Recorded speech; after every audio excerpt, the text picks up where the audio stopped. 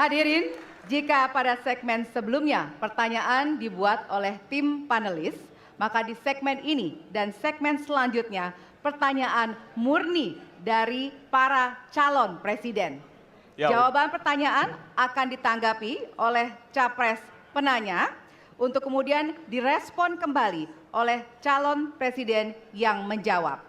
Sebelumnya, kita undang kembali seluruh calon presiden untuk naik ke atas panggung. Kami persilakan Bapak untuk menuju ke panggung utama. Ya, dan untuk segmen ini, kesempatan pertama akan diberikan kepada calon presiden nomor urut 1 untuk bertanya kepada calon presiden nomor urut 2. Dan waktu Bapak 1 menit dimulai dari sekarang. Terima kasih. Pada tanggal 25, Pak Prabowo mendaftar ke KPU sebagai pasangan calon presiden, calon wakil presiden. Sesudah keputusan MK. Dan kemudian di MK dibentuk MK-MK. Yang hasilnya mengatakan bahwa terjadi pelanggaran etika berat.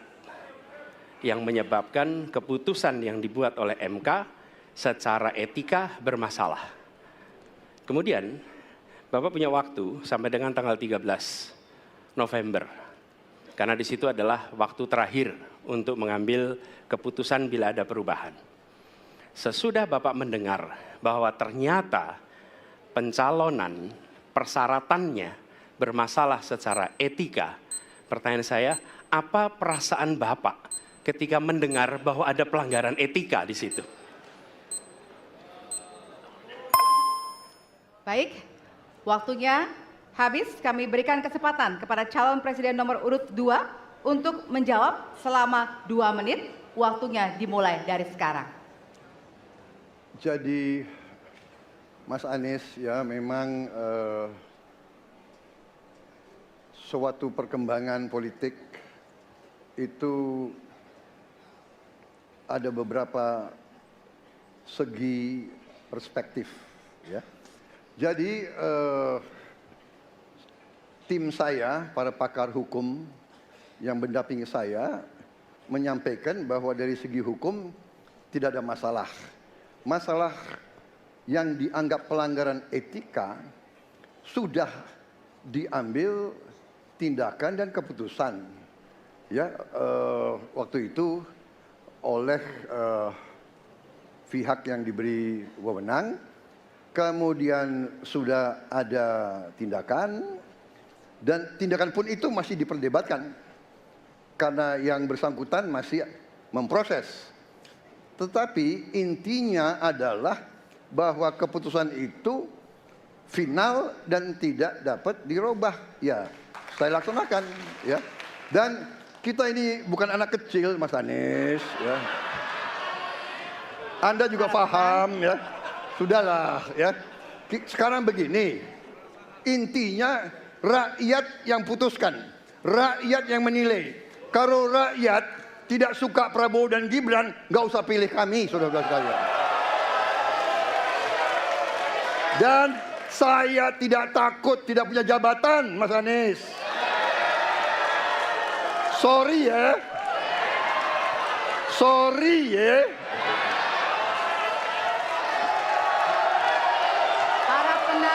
Mas Anies, saya tidak punya apa-apa. Saya sudah siap mati untuk negara ini. Baik. Waktu Anda habis, Bapak, dan selanjutnya kami persilakan kepada calon presiden nomor urut 1 untuk menanggapi jawaban dari calon presiden nomor urut 2. Waktu Bapak 1 menit. Dimulai dari sekarang. Fenomena ordal ini menyebalkan. Di seluruh Indonesia kita menghadapi fenomena ordal. Mau ikut kesebelasan ada ordalnya. Mau masuk jadi guru ordal. Mau daftar sekolah ada ordal. Mau dapat tiket untuk konser ada ordal. Ada ordal di mana-mana yang membuat meritokratik nggak berjalan. Yang membuat etika luntur. Dan ketika fenomena ordal itu bukan hanya di masyarakat, tapi di proses yang paling puncak terjadi ordal, maka rakyat kebanyakan, dan ini saya rasakan beberapa waktu yang lalu, beberapa orang guru berjumpa dengan saya dan mereka mengatakan, Pak, di tempat kami pengangkatan guru-guru itu mendasarkan ordal. Kalau tidak ada ordal, nggak bisa jadi guru, nggak bisa diangkat. Lalu apa jawabannya? Atasan saya bilang, wong yang di Jakarta aja pakai ordal, kenapa kita di bawah tidak boleh pakai ordal? Negeri ini rusak apabila tatanan Waktunya itu hilang. habis. Ya. Sekarang kami berikan kesempatan kepada calon presiden nomor urut 2 untuk menanggapi tanggapan dari calon presiden nomor urut 1. Waktunya 1 menit dari sekarang. Mas Anies. Dalam demokrasi, kekuasaan tertinggi ada di rakyat. Hakim yang tertinggi adalah rakyat. Tanggal 14 Februari, rakyat yang akan mengambil keputusan. Kalau kami tidak benar, salah, berkhianat, rakyat yang akan menghukum kami. Waktu masih ada, Bapak? Sudah cukup? Baik, terima kasih. Harap tenang hadirin, kita akan lanjutkan. Ya, kita akan lanjutkan. Dan untuk kesempatan ini kami berikan kepada calon presiden nomor urut 2 untuk bertanya kepada calon presiden nomor urut 3. Dan waktu Bapak 1 menit dimulai dari sekarang. Mas Ganjar punya pengalaman sebagai gubernur. Saya ingin bertanya bagaimana pemikiran Bapak untuk mengatasi pengangguran yang masih banyak, terutama lulusan-lulusan sekolah dan sarjana yang belum tertampung. Mungkin pengalaman Bapak bisa Bapak memberi suatu pencerahan kepada kami. Terima kasih. Waktunya masih ada, Bapak ada yang ingin ditambahkan? Baik, cukup. Oke. Selanjutnya kami berikan kesempatan kepada calon presiden nomor urut 3 untuk menjawab selama 2 menit. Waktunya dimulai dari sekarang. Terima kasih Pak Prabowo.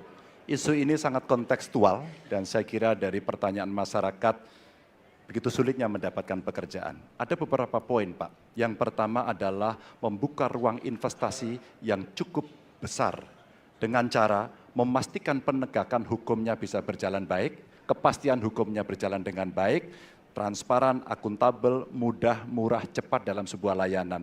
Tanpa itu dilakukan, mereka akan minggat dan mereka akan pergi, tidak mau datang. Yang kedua, ketika mereka datang, sudah masuk berinvestasi katakan, pusat-pusat pertumbuhan sudah diberikan kepada mereka oleh pemerintah dengan fasilitasi kawasan industri umpama, insentif pajak umpama, kemudahan perizinan, ease of doing business umpama, maka ketika kemudian itu sudah berjalan, Pak, yang mesti disiapkan adalah SDM. Ketangguhan SDM untuk menjemput itulah yang kita siapkan. Apa itu? Sekolah vokasi, nggak ada yang lain. Dan kemudian SDM inilah yang kita bisa pastikan bahwa mereka sampai dengan 12 tahun mesti sekolah dan gratis. Inilah yang kemudian bisa kita dorong untuk kemudian mereka bisa naik.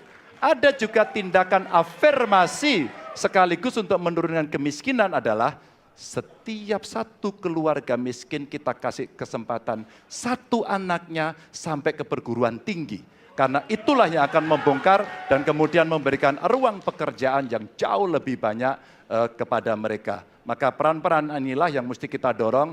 Kawasan industri Kendal sudah bekerja sama dengan 100-an lebih sekolah vokasi. Kawasan industri di Batang sedang kita siapkan, bahkan kita bangunkan sekolah.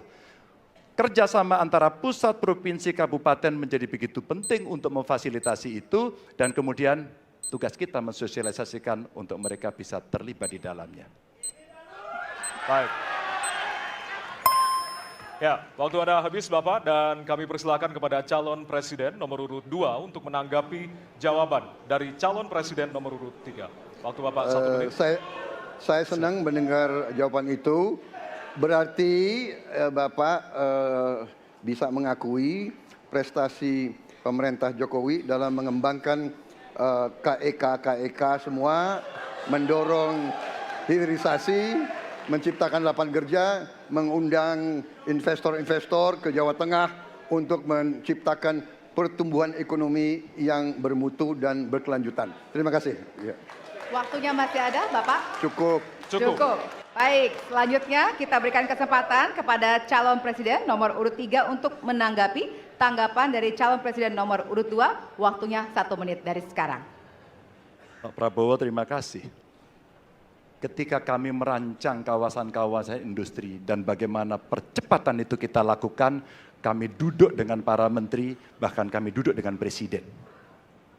Kami punya pikiran yang sama dalam merancang ini karena kita ingin menjemput 2045 sebagai negara maju, negara unggul. Itu yang harus kita ciptakan. Maka ketika kemudian soal setuju tidak setuju, kami hampir 10 tahun. Bahkan proyek-proyek strategis nasional yang ada di Jawa Tengah, saya bereskan, Pak. Karena itu bentuk tanggung jawab kami sebagai wakil pemerintah pusat di daerah, dan kami tahu posisi itu agar kita berada dalam satu barisan menjemput keunggulan Indonesia di 2045. Masih ada waktu, Bapak? Cukup. Cukup? Baik. Ya, dan selanjutnya kita akan berikan kesempatan calon presiden nomor urut 3 untuk bertanya kepada calon presiden nomor urut 1. Dan waktu Bapak 1 menit dimulai dari sekarang. Mas Anies pernah menjadi gubernur ibu kota. Dan hari ini menjadi isu publik, saya barusan dari IKN. Mas Anies, dengan berbagai kondisi yang ada di Jakarta, traffic jam, orang bermigrasi, bagaimana polusi yang terjadi, saya pengen dapat statement yang clear dari Mas Anies. Apa pendapat Mas Anies ketika kemudian Indonesia sentris itu ingin dibangun, mimpi besar anak bangsa sejak presiden sebelumnya ingin dibangun untuk memindahkan ibu kota dari Jakarta ke IKN. Silakan. Baik, waktunya masih ada, Bapak? Cukup. Cukup? Baik, terima kasih. Kemudian kami silakan calon presiden nomor urut 1 untuk memberikan jawaban selama 2 menit, dimulai dari sekarang. Kalau ada masalah jangan ditinggalkan, diselesaikan. Itu filosofi nomor 1. Jadi ketika di Jakarta menghadapi masalah, maka masalah lingkungan hidup, masalah lalu lintas, kepadatan penduduk, ini harus diselesaikan. Ditinggalkan tidak kemudian membuat otomatis selesai. Justru ini yang harus dibereskan. Kalau kami melihat, begitu kita bicara lalu lintas, kontribusi aparat sipil negara di dalam kemacetan itu hanya 4-7%. Jadi nggak akan mengurangi kemacetan di sini. Yang kedua, soal lingkungan hidup. Kalau yang pindah itu pemerintah, bisnis, keluarga masih tetap di sini, masih tetap ada masalah. Karena itu kami berpandangan, masalah yang di Jakarta harus diselesaikan dengan transportasi umum yang dibangun. Kemudian yang kedua, menambah taman yang dibangun, transportasi umum berbasis elektrik. Dan itu semua dikerjakan untuk membuat Jakarta menjadi kota yang nyaman, aman, kota yang membuat kita bisa hidup dengan sehat. Itu terkait dengan Jakarta. Jadi jangan kita meniru pemerintah Belanda. Mereka punya kota tua. Ketika kota tua turun permukaan, mereka pindah ke selatan, bikin di sekitar Monas. Ditinggalkan, masalah tidak diselesaikan. Kita harus menghadapi masalah dengan menyelesaikan. Lalu yang kedua, terkait dengan IKN. Ketika kita memiliki masalah yang masih urgen di depan mata kita, di Kalimantan sendiri, kebutuhan untuk membangun sekolah yang rusak sangat banyak. Membangun kereta api atau jalur tol antar kota di Kalimantan itu urgen. Yang merasakan dari uang itu siapa? Rakyat. Sementara yang kita kerjakan hanya membangun tempat untuk aparat sipil negara bekerja, bukan untuk rakyat dan bukan pusat perekonomian. Baik. Ya, waktu Anda habis dan kami persilakan kepada calon presiden nomor urut 3 untuk menanggapi jawaban dari calon presiden nomor urut 1. Waktu Bapak 1 menit, disilakan. Apakah boleh saya simpulkan kalau begitu, Mas Anies dalam posisi yang oposisi terhadap beberapa kebijakan termasuk IKN, menolak IKN dilanjutkan. Terima kasih. Cukup Waktunya? Bapak? Cukup. Baik. Baik, selanjutnya kami berikan kesempatan kepada calon presiden nomor urut 1 untuk menanggapi tanggapan dari calon presiden nomor urut 3. Waktunya 1 menit dari sekarang. Inilah salah satu contoh produk hukum yang tidak melewati proses dialog publik yang lengkap. Sehingga dialognya sesudah jadi undang-undang. Dan ketika dialognya sudah undang-undang, siapapun yang kritis dianggap oposisi, siapapun yang pro dianggap pro pemerintah. Kenapa? Karena tidak ada proses pembahasan yang komprehensif yang memberikan ruang kepada publik. Ini negara hukum, bukan negara kekuasaan. Dalam negara hukum, berikan ruang kepada publik untuk membahas sebuah peraturan sebelum dia ditetapkan. Tapi ini nada-nadanya seperti negara kekuasaan, di mana penguasa menentukan hukum. Dan kemudian dari situ kita berdebat pro kon. Kami melihat ada kebutuhan-kebutuhan urgen yang dibangun untuk rakyat. Kalau hari ini kita belum bisa menyiapkan pupuk lengkap, tapi pada saat yang sama kita membangun sebuah istana untuk presiden, di mana rasa keadilan kita? Oke? Waktunya sudah habis. Ya, dan kami masih ada satu segmen lagi. Untuk itu kami persilakan kepada bapak-bapak untuk kembali ke tempat duduk masing-masing. Masih ada satu segmen lagi untuk bertanya dan juga saling menanggapi. Kami persilakan bapak-bapak untuk kembali ke tempat. Pada hadirin, kami mohon untuk tenang terlebih dahulu. Kita akan lanjutkan debat dengan suasana tentunya yang lebih hangat. Ya. Jadi tetaplah bersama kami Di di debat pertama calon presiden 2024.